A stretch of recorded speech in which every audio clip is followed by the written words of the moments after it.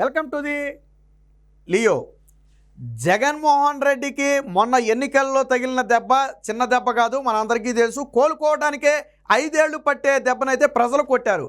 అయితే అసలు 5 ఏళ్ల పాటు వైసీపీ పార్టీ ఉంటుందా అంటే అనుమానం కలుగుతుంది. పార్టీ అనేది నిలబెట్టుకుంటే రేపు కోలుకోవచ్చు, కోలుకోకపోవచ్చు. కానీ ఇప్పుడు వైసీపీ పార్టీలో ఒక్క నేత కూడా జగన్మోహన్ రెడ్డిని నమ్మి ఆ పార్టీలో ఉండే ప్రయత్నం చేయట్లేదు. ఈవెన్ సరే ఓడిపోయిన వాళ్ళు పార్టీలు మారారంటే వాళ్ళ స్వార్థం కోసం మారారేమో అనుకోవచ్చు. ఆల్రెడీ పదవుల్లో ఉన్నవాళ్ళు, ఎమ్మెల్యేలుగా కానివ్వండి, ఎమ్మెల్సీలుగా కానివ్వండి, ఎంపీలుగా కానివ్వండి, ఉన్నవాళ్ళు సైతం రాజీనామాలు చేసి మేము సైకిల్ ఎక్కుతామంటున్నారు. అంటే జగన్మోహన్ రెడ్డి పట్ల వారికి విశ్వసనీయత సన్నగిల్లింది. ఈరోజు తాజాగా ఎవరైతే బేదా మస్తాన్ రావు కానివ్వండి, మోపిదేని కానివ్వండి, వీరిద్దరు ఎంపీలు వాస్తవానికి ఇప్పటివరకు రాజ్యసభలో జగన్మోహన్ రెడ్డికి కొద్దిగా బలం ఉందని చెప్పి గుండెల మీద ధైర్యంగా చేసుకునేవాడు. బట్ ఇప్పుడు ఆ ధైర్యం కూడా నిలబడే పరిస్థితి లేదు. అటు మోపిదేవి, ఇటు మస్తాన్ రావు, వీరిద్దరూ కూడా వారి పదవులకు స్పీకర్ ఫార్మేట్లో రాజీనామా చేసి ఈరోజు రాజ్యసభ చైర్మన్కి కూడా ఇవ్వడం జరిగింది. దాదాపుగా ఆమోదం పొందడం కూడా ఖాయమే. స్పీకర్ ఫార్మేట్లో రాజీనామా చేశారు కాబట్టి ఎప్పటికీ నేను రాజీనామా చేస్తున్నట్టుగాను పార్టీ ప్రాథమిక సభ్యత్వానికి, ఎంపీ పదవికి కూడా రాజీనామా చేస్తానని ఆల్రెడీ మోపిదేవి మీడియా సమక్షంలో ప్రకటించడం జరిగింది. బేదా మస్తాన్ రావుతో కలిసి మేము రాజీనామా చేస్తానని చెప్పినట్టుగానే ఇప్పుడు రాజీనామా చేయడం జరిగింది. ఇదిలా ఉంటే ఎమ్మెల్సీగా ఉన్నటువంటి పోతులు సునీత కూడా అటు పార్టీ సభ్యత్వానికి, ఇటు ఎమ్మెల్సీ పదవికి రెండింటికి కూడా రాజీనామా చేసింది. సో వైసీపీ నేతలు ఒక్కొక్కరిగా పార్టీని వదిలేస్తున్నారు. దీనికి ప్రధానంగా వారు చెబుతున్నటువంటి రీజన్ ఏంటంటే, దారుణమైన ఓటమి తరువాత కూడా జగన్మోహన్ రెడ్డిలో మార్పు రాలేదు. ఏదైతే ఎన్నికలకు ముందు అంటే ముఖ్యమంత్రిగా ఉన్నప్పుడు ప్రవర్తించిన తీరుందో అదే తీరుతో ఇప్పుడు ప్రవర్తిస్తున్నాడు తప్ప ఎందుకు ఇంత దారుణ పరాజయాన్ని చూసాం, రాష్ట్ర వ్యాప్తంగా ఎందుకు ప్రజలు చీకొట్టారు, ఈవెన్ రాయలసీమలో నాకు తిరుగులేదు అనుకున్నటువంటి ప్రాంతంలో కూడా ఎందుకు జగన్మోహన్ రెడ్డి పడిపోవాల్సి వచ్చిందనేది కనీస ఆత్మ పరిశీలన చేసుకోకుండా అదే నియంతత్వ పోకడి, అదే దురుసుతనం, అదే ఎమ్మెల్యేలని ఎంపీలని కలవకపోవటం, అదే నాయకులకు సమయం ఇవ్వకపోవటం, దీంతో వాళ్ళకి అర్థమైంది ఒకటే, ఒక రాజకీయ పార్టీని నడిపే విధానం ఇది కాదు. సాధారణంగా తప్పులు జరుగుతాయి, ఒప్పులు జరుగుతాయి. పార్టీలో గెలవటం సహజమే, ఓడిపోవడం సహజమే. సో దాన్ని కూడా నేను కాదంటే 23 సీట్లతో ఉన్నటువంటి పార్టీ ఈరోజు 164 సీట్లకు రాలేదా కూటమి? సో వాళ్ళ బళ్ళు వాళ్ళు అవుతాయి. బట్ ధోరణి మారాలి. ప్రజలు మనల్ని ఎందుకు తిరస్కరించారనేది ఆత్మ పరిశీలన చేసుకోవాలి. మీకు ఒక విషయం చెప్తా, జగన్మోహన్ రెడ్డికి ప్రజా తీర్పు మీద ఎంత చిత్తశుద్ధి ఉందనేది నేను ఒక ఉదాహరణ చెప్తా.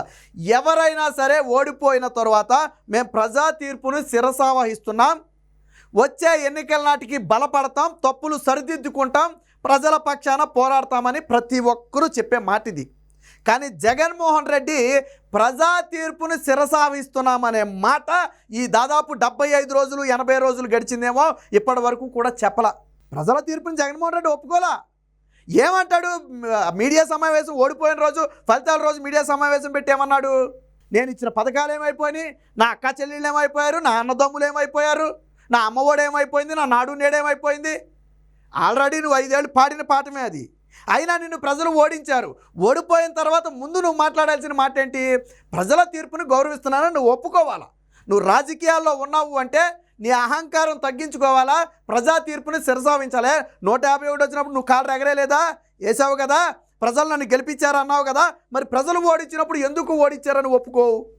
ఎందుకు ప్రజల తీర్పుని నేను గౌరవిస్తున్నానని నువ్వు ఎందుకు చెప్పవు? అది జగన్మోహన్ రెడ్డికి ఉన్నటువంటి అహంకారం.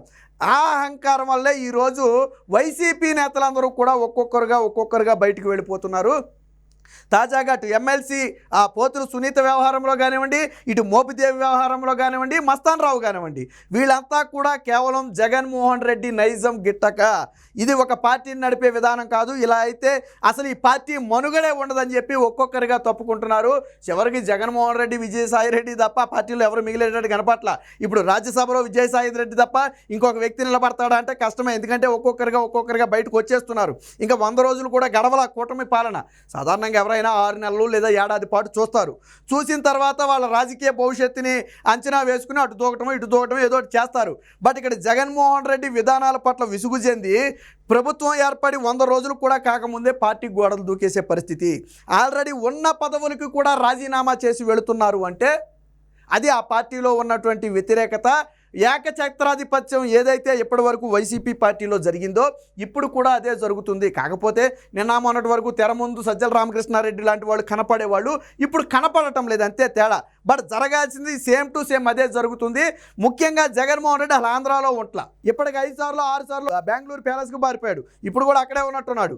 ఇప్పుడు మళ్ళీ ఆ లండన్ టూర్కో ఎక్కడికో ప్యారిస్ టూర్కి 20 రోజులు పర్మిషన్ అడిగాడు, అంటే 20 రోజులు పారిపోతున్నాడు. అంటే కనీసం రాష్ట్రంలో ఉండి ప్రతిపక్ష పార్టీ పాత్ర పోషించాలి అనే కనీస జ్ఞానం కూడా జగన్మోహన్ రెడ్డికి లేదు. ఆ ప్రజలే నాకు ప్రతిపక్ష హోదా ఇవ్వనప్పుడు నేను ఎందుకు ఆడ కోసం పోరాడాలి అనుకుంటున్నాడు ఏమో తెలియదు. కానీ ఇప్పుడు వైసీపీ పార్టీకి ఇదే మింగుడు పడిన అంశంగా మారింది. దీనికి సంబంధించి ఒక వార్త వచ్చింది, ఒకసారి చూద్దాం.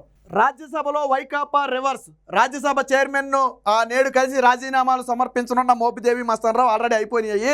త్వరలో 2 విడతల్లో మరో 6గురిది అదే దారిని ఇందాకే చెప్పా. అక్కడ విజయసాయిరెడ్డి తప్ప ఎవరు మిగలరు. విజయసాయిరెడ్డి కూడా ఏ బీజేపీలోకి వెళ్ళిపోయినా ఆశ్చర్యపోవాల్సిన అవసరం లేదు, ఎందుకంటే తెలుగుదేశంలోకి రాలేడు కాబట్టి. తెదేపా వైపు 4, భాజపా వైపు 4 చూపు. ఇది నేను చెప్పేది. ఇప్పుడు తెలుగుదేశం పార్టీ వైపు 4 చూస్తున్నారు, బీజేపీ వైపు 4 చూస్తున్నారు, ఎందుకంటే ఈ మొత్తం కూడా పొత్తు ధర్మంలో ఉన్నాయి కాబట్టి అటు చూస్తున్నారు.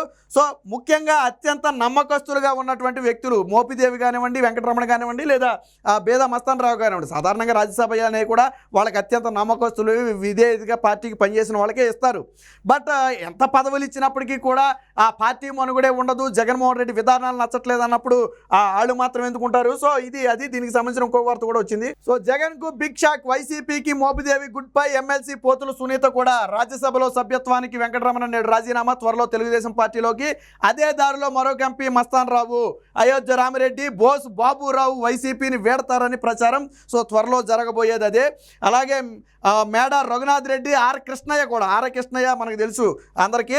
సో పార్టీలో ఉంటే భవిష్యత్తు ఉండదని ఇక వైసీపీలో మిగిలే ఎంపీలు వైవి సుబ్బారెడ్డితో పాటు, సాయిరెడ్డితో పాటు నత్వాని నిరంజన్ రెడ్డి. సరే వీళ్ళంటే నామినేటెడ్ పదవుల్ని కావాలని తెచ్చుకున్నారు కాబట్టి ఉంటారు అనుకోండి.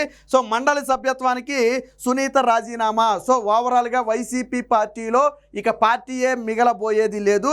పూర్తిగా అంటే అధికారంలో ఉన్నవాళ్ళు, పదవులు ఉన్నవాళ్ళే రాజీనామా చేస్తే ఏమీ లేకుండా ఓడిపోయిన వాళ్ళు పార్టీలో ఉంటారా? ఉండే ప్రసక్తే లేదు.